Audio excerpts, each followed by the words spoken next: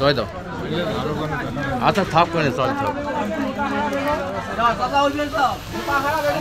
চয় দাও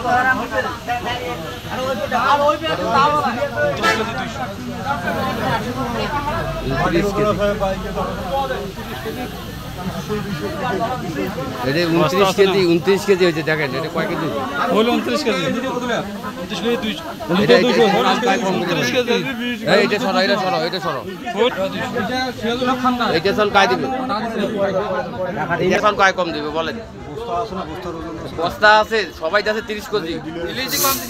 বলেন উদ্দেশ্য হচ্ছে যে আমরা যে গোডাউন থেকে চাল নিয়ে আসছি ওই গোডাউন থেকে হচ্ছে যে কোনো বস্তায় 49 ছিল 49 ছিল 48 ছিল আর প্লাস আনতে যে চাউলগুলো পড়ছে এই চাউলগুলো আমরা মানে কোন জায়গা থেকে ইয়া করবো আমরা অনেকে চাল কম দিচ্ছে না আপনারা কেন কম দিচ্ছেন সবারই তো একই অবস্থা সবাই 29 কেজি করে দিচ্ছে কেউ 29 কেজি দিচ্ছে না আমি নিজে দেখিয়েছিলাম এখন আপনি শুনেন এলএসডি যা বলেন হ্যাঁ এলএসডি তে বলেন এলএসডি চাল কম দিয়ে কইছে এলএসডি তে 49 48 কেজি করে দিয়েছে আপনি কি করেন করেন কি আমি কিছুই করি না না এটা কি করেন ব্যবসা কি ব্যবসা তো আমার এইগুলো আপনি কোনো রাজনীতির সাথে জড়িত হ্যাঁ অবশ্যই কোন রাজনীতি করেন এদিকে কোন রাজনীতি ওইদিকে যাবো না এটা 10-এর সামনে তো কথা হবে 10-এর সামনে আমি ওই ধরনের লোক নয় আমি চুপ কথা শুনে লোক নয় কোন রাজনীতি করেন আমি এনসিপি তে আছি এনসিপি তে আছেন এনসিপি কইছে যে আপনি চাল চুরি করেন এক বস্তা